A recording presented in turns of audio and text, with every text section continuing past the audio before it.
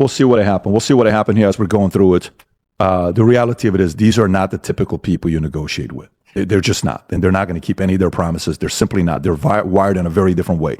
Let me get to the next story here. Next story I want to get into is Mamdani allegedly had a meeting to meet with the ambassador of Iran. It was on his calendar. You know what Mamdani said? Oh, I'm sorry. I didn't even know. I didn't even know I had this meeting on my schedule. Oh, wait, I'm meeting with the ambassador? Yeah. Oh, my God, I have such a busy schedule. I would have never had the meeting, but you know what? Yeah, we're not going to have the meeting. Why are you not going to have the meeting? Well, because the State Department shut down the meeting. So if you want to pull up the story, Mamdani's official planned meeting with Iran envoy shut down by the State Department. Go a little bit lower if you can and zoom in. A senior official in New York City Mayor Mamdani administration planned to have a meeting with Iran's ambassador to the United Nations before the State Department reportedly intervened and the meeting was canceled. Commissioner Anna Maria, leader of the Mamdani administration's Office of International Affairs, was scheduled to meet with Iran's permanent representative to the United Nations, Amir Saeed Irvani. Tuesday, City Journal first reported a U.S. Official familiar with the matter confirmed to Fox News that the meeting had been scheduled. The reported intervention marks the second known instance in recent weeks in which the Trump administration has stepped in over Mamdani's administration contact with foreign leaders, highlighting growing federal scrutiny of New York City's international outreach under its new socialist mayor. Tom, how big of a story is this? This is big, and let me tell you why. What's going on when this happens, or when Gavin Newsom did the whole thing, what's this now, 4 years ago with China, and by the way, and swept all the homeless out of town, stuck them on buses and sent them far enough away that they couldn't hitchhike or walk back until the Chinese were gone, and then put Chinese flags up on there. When a mayor does this, and it's not just, hey, Mr. President, I reach out to you, Mr. President, we're going to do an international trade conference. It's going to be here in San Francisco. We have a lot of trade on here, a lot of semiconductors, but we're going to be doing all this. We're cool, right? We're all right to do this. We're going to have ambassadors and trade representatives. And I come to you, Pat, President, and you would say to me, okay, you can do this, this, and this, this, this, and this. Thanks for letting us know. That's probably planned out a year and a half in advance. Mm-hmm. Instead, we have proxy wars going on. And let me explain what I mean. So this is Mamdani, a freaking proxy war against our own, administration, the same way Gavin did it. This is them trying to do things their way and curry favor with people that they want to have. What's the outcome? What's the outcome? He wants political allegiance, and he wants funding. He wants a lot of things.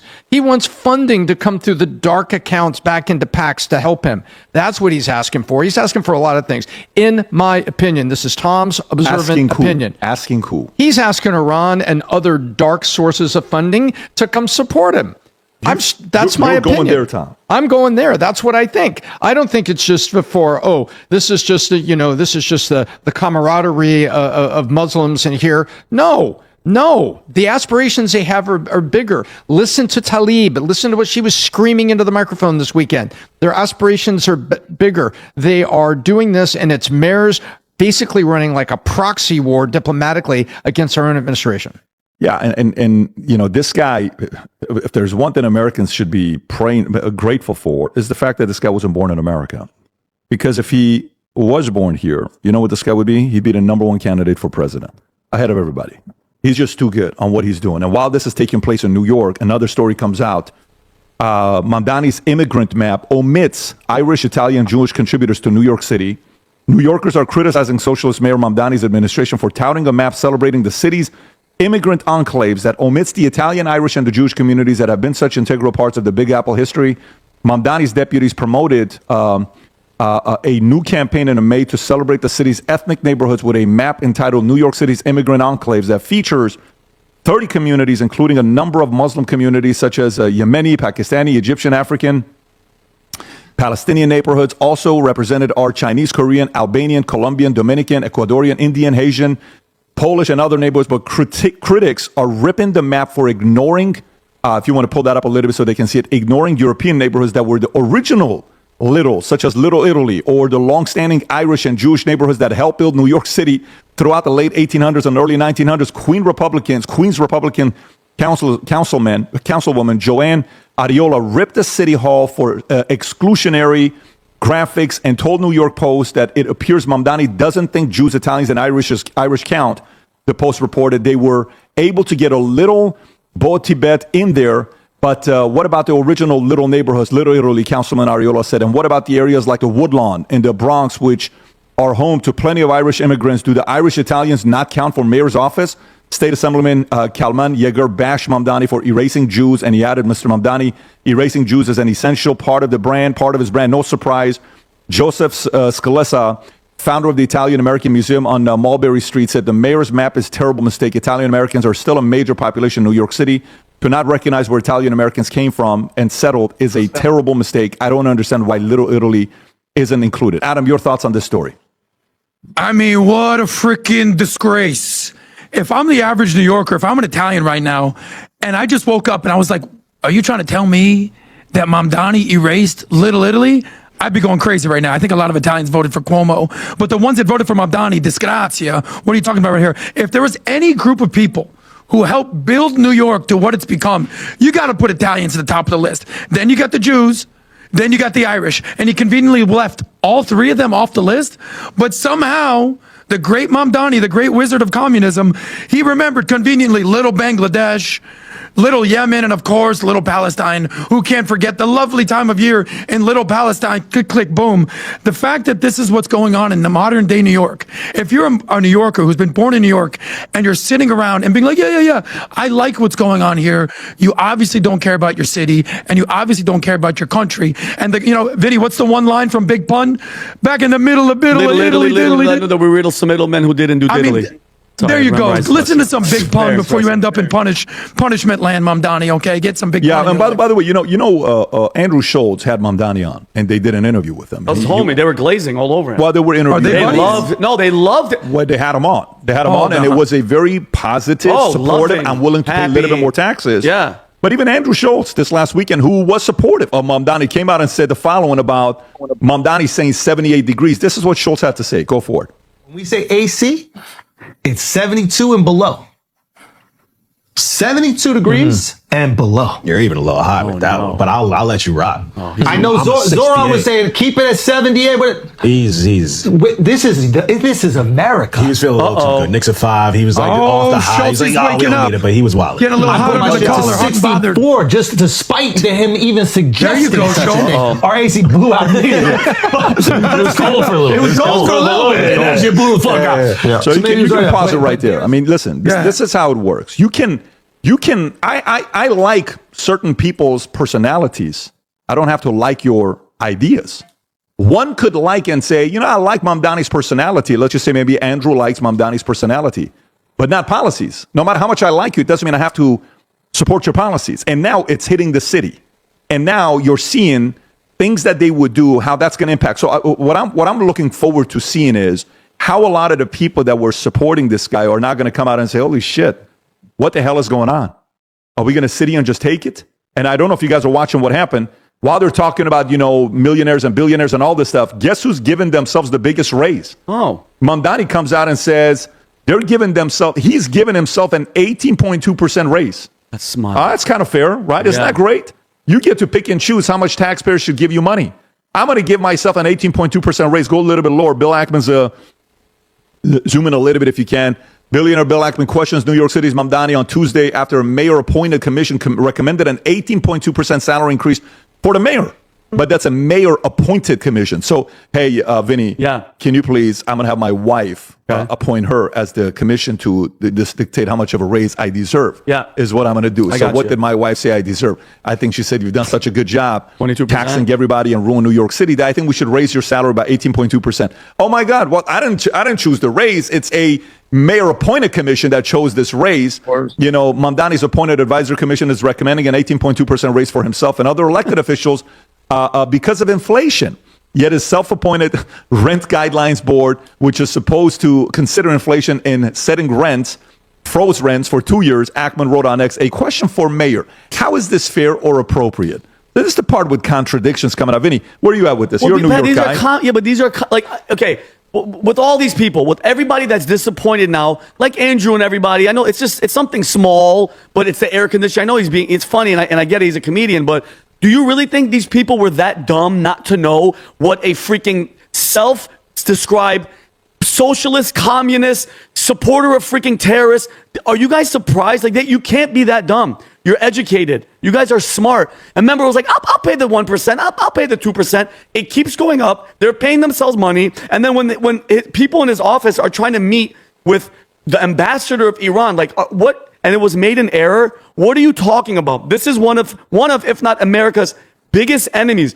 What are you trying to meet? And if it wasn't for the State Department, Tom, finding out if this was a Democrat-run country, Department of Justice ran by Democrats, they wouldn't care. And what are you meeting about? What are you talking about? And Connor said something earlier today that kind of hit me, Pat, when he said, you're watching like a soft secession happening in New York right now, because Mamdani is acting like New York has its own country with its own foreign policy, its own immigration policy, own economic policy. Unless the federal government, they need money, then they go to the feds, okay? The goal isn't to work with the rest of America. They're trying to take this, one of the biggest cities, the freaking city that never sleeps. They're ruining this plate, Pat, and they're fighting against this. And when I tell people, like, this is the enemy from within. And I'm telling you guys right now, it's not an existential threat. It's not happening right now. But slowly start watching what these people are doing. They hate America. I watched an old clip of Rashida Tlaib and F you mother effers. And they hate this country. And if you're too blind to see it and you keep supporting and saying, no, they're caring for the little person, they don't give a damn because their morals, their beliefs don't align with ours. They don't. I'm sorry. They hate this country. All of them talk crap about this country, and they're putting policies and people in charge to destroy us from within. People keep saying the enemy's at the gate. They're not at the gate. They're inside on the couch. They're in the front yard. They're on the porch. They're sitting on your couch. For sure they are. For sure they are. Yeah. And by the way, don't let it fool you. And by the way, here's what I want you to think about. Question for you guys. And while I'm doing this, I want you to search this. Okay. Okay. Can you go back to the chart of? Okay. Don't even go to it. They're trying to raise the mayor's salary to what? 18.2%. 18.2%. All right. Do you know what the salary of the mayor is right now? $300,000. $258,000. The 18.2% put him around $300,000. Can you pull that chart up?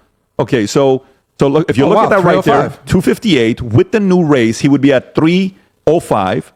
The public advocate would go from 184 to 218. The comptroller goes from 209 to 247.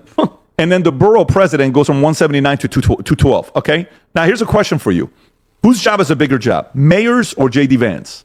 J.D. Vance. Whose job is a bigger job, Mayor Mamdani's or Pete Hegseth's? Pete Hegseth. How about Marco Rubio or Mamdani? Marco, it's not Well, even. guess what? He makes more money than all three of them. Weird. Let me say the number here for you. Jeez. Do you know the vice president's salary is $235,100? Mamdani makes more money than him. Do you know the Secretary of State, Marco Rubio, makes $250,000? Mamdani, mayor of New York City, makes more money than him. Do you know the Secretary of Defense, Pete Hegseth, his salary is $250,000. Mamdani makes $8,000 more per year than the Secretary of State and the Secretary of Defense. And he makes $25,000 more per year than the Vice President of the United States. Did you just hear what I just said, right? I can't believe it. A job of a mayor makes more money than all these other guys and what they're doing. So now, who's got more heavyweight right there? If you look at it to verify, Vice President 235, go to Secretary of State 250, Secretary of Defense 221, but now it's at 250, 600. Mamdani makes more money than all of these guys with the job that he has, and they still want to take him to 320. And Adam, your thoughts before we go to the next story? PBD, you just mentioned that Mamdani, his salary is going to be $305,000. Yes. I think is that what you said? So there's a story behind the story there. Thank you, Mamdani, for everything you're doing. I always give you credit. Your $305,000 salary is basically taking New York to record high rent. We can roll the numbers, and everybody's moving to the 305 MIA because of you. So I just want to thank you, Mamdani, for everything you're doing. Did you see the news that rent is at an all-time high? Yeah, if you want to pull that up. They said it's $5,300. Pull that up. It's almost like they don't understand supply and demand when there's not enough housing and there's high demand because people want to live in the city, and then you implement this rent freeze, and then the owners of these properties are basically saying, yeah, we're not going to fix this up because they can't charge any more rent. So all of a sudden you have this stalemate, and then rent becomes so freaking expensive. Meanwhile, you go to any other random city in America, the average U.S. rent, you want to know what it is? It's $1,600. You were asking people what the average rent was during the Florida debate. I think it was Jay Collins that got that right. But at the end of the day, Mamdani, keep doing what you're so check doing. this out. Keep basically marginalizing the Italians and the Jews and sending everybody out of New York. Manhattan average rent right now, median market, $52.95. Jeez. Brooklyn, $43.50. Okay, $43.50. New York City housing affordability crisis is in DEFCON 1. We need to push harder on every front to address our housing shortage. Update zoning, invest more city money in affordable units, lower the time and cause city bureaucracy imposes on construction, get thousands of vacant regulated units back on the market. We need bold action. You know who's that tweeting that? Can you go see who that is? He is the comptroller of New York City. Weird. So this is not like a regular guy who's nobody just tweeting something. No. The comptroller is saying there are issues. By the way, can you go to the story of CNBC that came out saying the top 10 worst states to live in? Go to this. By the way, you guys, if you haven't seen this is just funny to me. So CNBC woke up and said, let me go write a bullshit article titled Top 10 Worst States to Live in America. You ready? Look at this. These are the 10 worst states to live in 2026. And the things they went off of was crime rates, air quality, healthcare access, worker protection, civil rights. They took out one thing, which I don't know. They're not telling the truth there because I've seen the chart. What it was, another thing that they had in there was they were looking at what is the word? What is one of those DEI words that they like to use? Inclusion. No, they were looking at inclusion. You're right, inclusion. So if you go a little bit lower, look at the top 10 worst states. Okay, Arkansas was number 10. Okay, go to 9. Look, notice a pattern with all these states. Are they red or blue? Keep going. Oklahoma's next. Red. Then they have Alabama. Red. Okay. That guy's depressed. Okay. Then they got Missouri. Keep going. Then they got Utah. Very red. Then they got Georgia. Keep going. Purple. Keep going. Louisiana. Keep Red. going.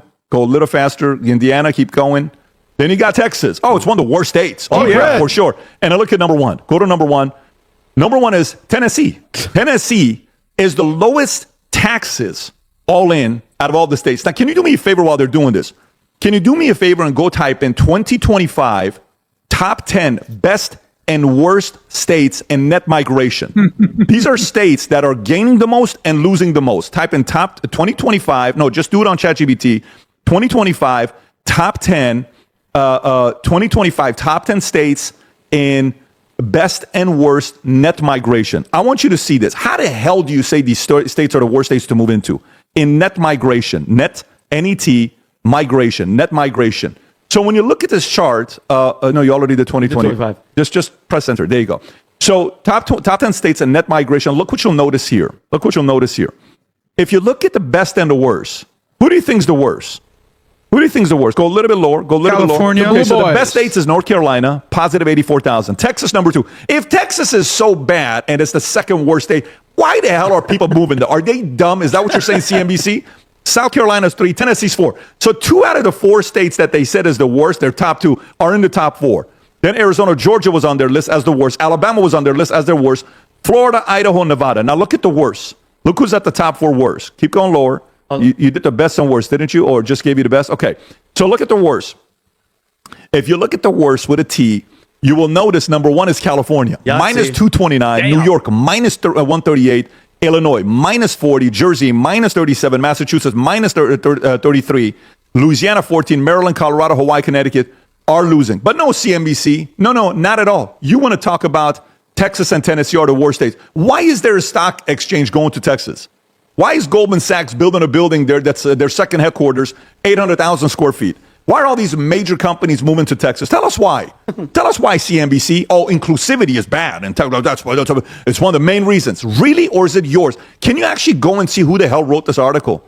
Go and see who wrote this article for CNBC. I want to know who this person is. And I can't wait to see I just want to know who this person is. Who is this person? Scott Cohen. Uh-oh. Oh, he's got a hashtag, guys. Scott Cohen. Zoom in a little bit. Journalist, methodology. Go to his website. I actually want to know where this guy went to school. I can't wait. Is there any way we can find out where this guy went to school to say those are the top 10 states? Because you know how they do it. They'll take the chart and they'll say, let's add these categories. Oh, take that one out because it made California look bad. Oh, take this one out. No, add this thing in. No, let's add inclusivity. Well, what chart do you want to use for inclusivity? Let's use this here. Let's use that here. Exactly. And then also, okay, so that's what it is. Yeah, you know what? Make Texas and Tennessee look horrible. You know how many people are moving to Tennessee and they don't want anybody else to know that they're moving to Tennessee? You know how many people are living in Tennessee and they don't want you to move to Tennessee? Do you know how many people that are Texans are hoping this article goes viral because they don't want the wrong type of people to move to Texas? A lot of people. So what did he do? He was at NPR University. And I just want to know what school. I think he went to Wisconsin, University of Wisconsin. He went to Wisconsin. Good people come out of there, but so I don't know. Maybe he's one of the ones. 40 years experience in journalism since 1981. University of Wisconsin, Maine East High School. Board of Visitors School Journalism, matching with internal formation. Yeah. Tom, how do you process these types of nonsense top 10 lists when they rank the 2 best states that a lot of people are moving into? Well, it's almost like I don't need to process it. You just did, but I'll give you the why. This is my observation, Tom's observation as to why these get written. These are intentional political voice hit pieces. They wake up in the morning and it's like, hey, look, how do we somehow throw shade for the American people? They're trying to shade the people that aren't paying attention, Pap, that watch CNBC. They're trying to shade these red states and make them seem uninclusive and everything. But you know what the reality is? When people go to these states, they have the same reaction that the visitors from Europe and the World Cup did. Oh my God, Texas brisket is good. Buc-ee's, what an amazing thing. What nice people. Look at the hospitality we get. Look at all this. And so they find it. This is nothing more than a hit piece politically to throw shade on the success of the red states by, you said it, find an algorithm. Remember, everybody used to pick on Google algorithms. Hey, Google algorithms, they won't give you a fair, remember the accusations, Vinny? They won't give you a fair search on COVID research, on ivermectin research. Somebody's playing with the algorithm. Well, the algorithm is this guy. This guy who is now with NPR Monterey Bay. Oh, there's a neutral news source, NPR Monterey Bay. And he wakes up and he says, hey, look, we got to throw some shade at the other side, Pat, so I'm going to write an article. It's exactly as you say. But what I'm adding to it, my opinion, my observation, these things are intentional and they come from the political direction of the news directors up inside.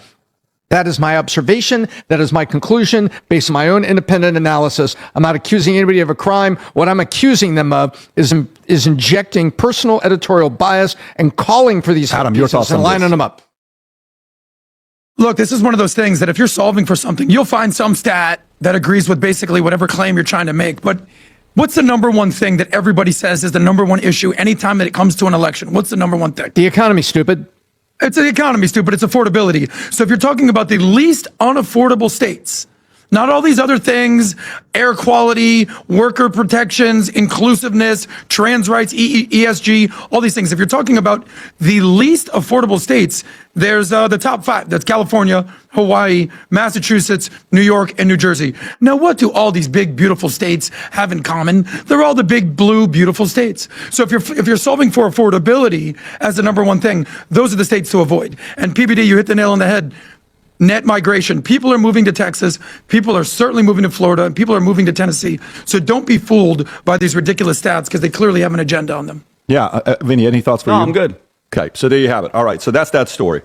Next story to get into is this article that came out talking about University of Chicago Law School bans devices to reduce AI reliance. And then it kind of coincides with the other story that shows a wake-up call about AI cheating. Brown University professor says, let me read both of them, and then I'll come to you mainly, and then we'll go from there. So the first story I want to get to is University of Chicago decides they will ban first-year law students from using iPhones, tablets, and laptops in class beginning this fall, seeking to ensure students learn to think critically, strategically, and independently without relying on artificial intelligence. With AI disrupting higher education, our commitment to rigorous legal education also must mean openness to even rapid adaptation.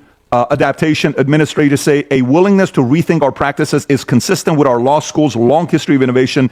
After a year of consultation with students, faculty, and law firm leaders, legal technology executives, and the broader university community, administrators concluded that students must develop independent reasoning while preparing to use AI in legal practice. So that's out. Now look at this one. Brown is going through the same thing. Brown University professor Roberto Serrano saw scores collapse between a take-home midterm and an in-person final, which I'm glad they did that, leading him to suspect widespread AI-assisted cheating. Some students fell from perfect midterm scores to below 20% on the final. Serrano teaches welfare economics and social choice theory. The midterm was administered at home after a school shooter killed 2 students in December. Whoa. The problem with this technology is that the cost of cheating has basically gone down to zero. It's very easy for students to succumb to the temptation. After Serrano announced that the final would be held in person, many previously high-score students dropped the course. Did you hear that, Vinny? Mm-hmm. So these guys scored a high number, take home.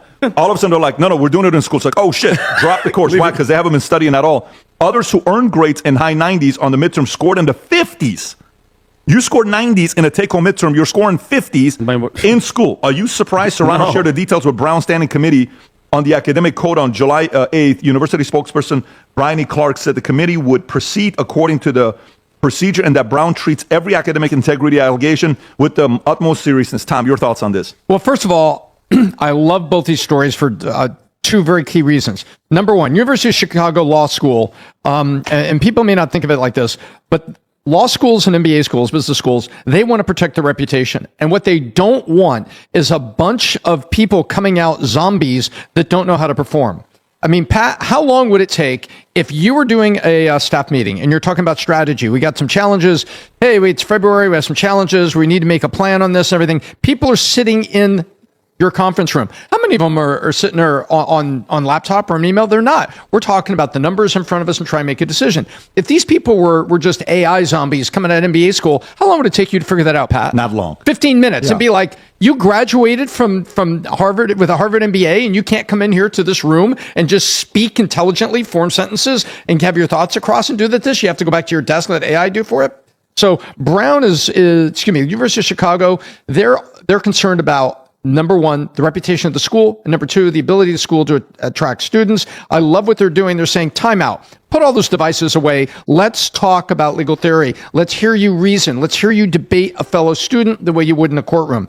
The second is, I love what happened at Brown. And there are people that have stepped out on this and have jumped on it to discuss it. I love the fact that there was a student that got a 95.5 on the midterm and a 95 in person in class on the final. And you know what he said? The teacher stepped back and said, the professor stepped back and said, you know what? I regarded that individual through observation throughout the semester as an excellent student and attentive in class, and I felt that he would probably do well. I was not, guess what? So he's observing him in class, and then he gives him the in-person final. The guy goes, okay, let me take care of this. Boom, 95 and 95, which means he didn't cheat on the midterm. It's very, very even.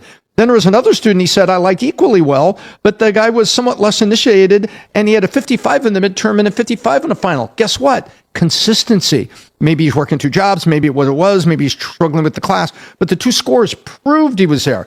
I love these two stories because it's shining a light on it that AI may be able to do assimilated research for you. AI may be able to take some time. We use it for prepping for podcasts here. But when AI does the job for you, it's not you and you're not getting smarter. And you've got Brown and University of Chicago, both blue schools who are waking up to it. And I love it, Pat. Hey, Adam, your thoughts on this? Well, the funniest thing that stuck out to me with this whole AI thing is, did you see the line where they said professors will designate classroom scribes to take notes for first-year classes? You see that? And scribes, they haven't used scribes since medieval times. Like, I know there's a lot of people out there that want to bring back the Crusades. I'm not advocating for that just yet. But when we're using scribes in classrooms right now, it's like maybe we've jumped the shark on this AI thing. And PBD, I know you're a big basketball fan, I'll tell you this. I remember, there's unfair advantages, right? So I remember when I was in 9th grade, they put me with the middle school team to play. I was scoring 30 points a game. 30 points a game. They're like, dude, you're crushing it. They go, okay, now you're going to play with the high school kids. I started averaging 10. Okay, maybe I had an unfair advantage with the kids that are in middle school. But when you actually start competing and not using technology and unfair advantages, basically cheating, you're basically going to be a reversion of the mean. So I think this is going to become inevitable, whether it's medieval times, Crusades, or taking away unfair advantages. Kids are going to have to put down the phone and actually learn in order to do their job moving forward. Yeah, there you go. Look, I like that they're doing this, and I don't set aside politics. If I'm taking a test home and I'm getting 95 and I'm doing it in school, I'm doing at 50. What the hell are you teaching the kids to go to school? If I'm a parent, I'm like, why am I sending my kids to college? Yep. Screw college. I'm not even paying for this thing anymore. Parents get upset if they hear something like this. All right, let me get to the next story. Next story I want to get to is, I got so many good stories to go to. I'm trying to see which one to go to next. Let's go to the Gavin Newsom saying Elon Musk owes him things. So I want you to see this video. He's doing an interview. And they're talking about his experience with Elon Musk. And he says, well, he owes us a lot of success. And you know where he's doing this? He's doing it here. And you know what he's doing? He's doing it here. You know what he's doing? He's doing it here. As if he hasn't already made enough enemies that he doesn't need help with. There's two clips. You have the clip because we sent it to you. One of them was, is that the one? So I want you to watch this clip. And can I warn people? Guys, do me a favor if you're watching this. Don't let his hand gestures mesmerize you because you're going to lose the stuff that's coming out of his mouth. Try not to pay attention to his hands. Go ahead. Elon Musk. Look. One of the great disappointments, one of the great innovators of our time. I brought up Edison before. He's Edison of our time. It breaks my heart. I was the first, I was got one of the first Teslas off the line. I've been one of their biggest proponents, supporters. Was regulation Here he comes. in California that created the conditions that allowed him to take the risk to become the multi-billionaire, maybe trillionaire that he's become, including Solar City and some of the regulatory frameworks that launched Elon Musk. And he launched this space. Now he's going to space, and he's now turning his back, not only in the state that promote him, though he has no problem getting the R&D tax credits and moving his world headquarters on R&D here and having Grok here and most of his talent here, which is also interesting. But right now he's allowing, and I think this is Trump, not just Elon Musk. He's going to allow the greatest on goal in, I think, one of the most significant on goals in the next decade is ceding the EV space to China. They have 70% of the global EV market. It's about statecraft with them. It's about supply chains. They're flooding the zone all around the globe, including now right on the border into Canada, where they're going to have 49,000 cars getting that tariff down there. And it's a stack play. It's a national security play. And I really fear what's going to happen to American legacy automobile manufacturers. Elon was the one accelerating that. Now he's put the brakes on his own innovation in that space and now shifted to robotics, humanoids, right there. including Tom, the your line. thoughts? If you were in fact check on this, we would have to do a 24-hour podcast. The number of things on there is just shocking. So I'll sum it up as this. This is Gavin Newsom clearly throwing shade on Elon Musk and it just really seems he's trying to take credit for the regulatory environment that somehow gave Elon Musk a blank canvas. Elon Musk didn't have a dream to go to Mars because of a blank canvas California gave him. Let me tell you, eBay bought PayPal at the end of 2022. Within 7 months, 2002. Within 7 months, 2003, Elon had launched Tesla, and then he took it public in 2010. Look at the amount of time it took. Do you think in 7 months, the state of California could have done anything? No. And by the way, Gavin Newsom wasn't in Sacramento in 2003 when he built Tesla. Gavin Newsom, when did he become governor? Was he in governor in 2010 when Elon Musk went public? No. Good grief. Oh, yeah. But, he's intimating that his regulation is there. So I think this is disingenuous, Pat. I'm not going to go on and on. I'm going to say it's disingenuous. It takes so many words to say it, which tells you how much he's trying to stretch and morph the argument. And I think this is an insult to entrepreneurs everywhere for you to sit back, because guess what? He's taking a page out of the old playbook. And I'm going to quote somebody. First of all, you got a pack of Salems. Okay. And second of all, you didn't build that.